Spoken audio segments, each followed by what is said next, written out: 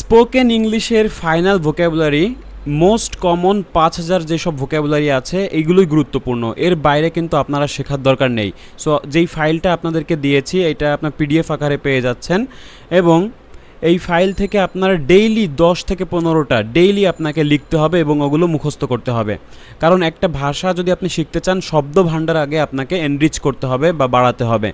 So আপনি যদি একটা ভাষার ওয়ার্ড বা শব্দগুলোই না জানেন তাহলে কিন্তু স্পোকেন ইংলিশ বা যে কোনো ভাষায় বলেন আপনি কিন্তু শিখতে পারবেন না। সো স্পোকেন ইংলিশের যেসব কমন যেসব ভোক্যাবুলারি আছে মোট ৫,০০০ ভোক্যাবুলারি এইগুলোই কিন্তু আপনার দরকার। ডেইলি স্পোকেনে এর বাইরে আর কিছু শেখার দরকার নেই। এখন একটা ব্যক্তি কিন্তু ৫ থেকে ৬,০০০ ভোক্যাবুলারি হলে ফ্লুয়েন্টলি কথা বলতে পারে, ঠিক আছে? এর ভেতরে অলরেডি কিন্তু আমাদের ৩,০০০ বা ২-৩,০০০ কিন্তু অলরেডি জানা আছে। যেমন চেয়ার, টেবিল, বই, খাতা, মানে বুকস, পেন, সবগুলো কিন্তু ইংলিশ ওয়ার্ড। মানে ইংলিশ ওয়ার্ড কিন্তু আমাদের বাংলার সঙ্গে অনেক সময় মিশে গিয়েছে। তো যেগুলো জানা আছে তো আছে, যেগুলো জানা নেই সেগুলো আপনি ভালো করে শিখে ফেলবেন, ঠিক আছে?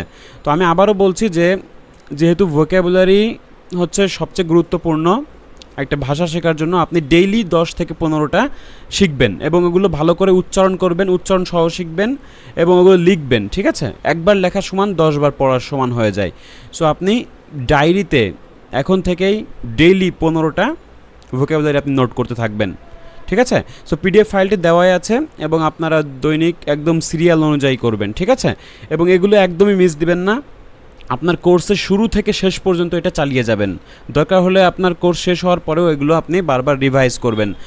এখন একটা ওয়ার্ড যদি আপনি মনে করেন যে আপনি আজকে এটা পড়লেন, ডিউ ড্রপ, শিশির বিন্দু।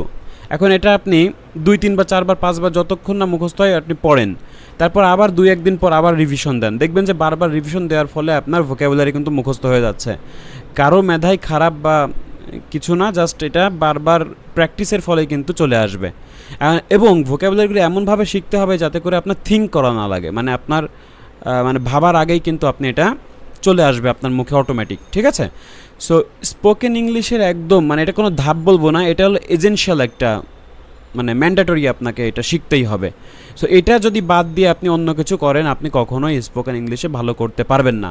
সো আমার রিকোয়েস্ট থাকবে এটাই যে আপনারা ডেইলি এই শব্দগুলো মানে ব্যবহার করা শিখুন এবং এগুলো শিখে রাখুন এবং খুব বাংলা অর্থ সহকারে কিন্তু এখানে দেওয়া আছে। সো পিডিএফ ফাইলটি আপনারা পেয়ে যাচ্ছেন, এখানে ডেইলি আপনারা নোট করে ফেলবেন, ঠিক আছে? এগুলো প্রিন্ট করার কিছু নেই, নোট করে ফেলবেন, নিজে খাতায় লিখবেন, দেখবেন যে শেখাও হয়ে যাচ্ছে এবং আপনি মানে মনেও থাকবে এটা, ঠিক আছে? So thank you so much. So এই ফাইলটা ডেইলি এখন থেকে শুরু করবেন।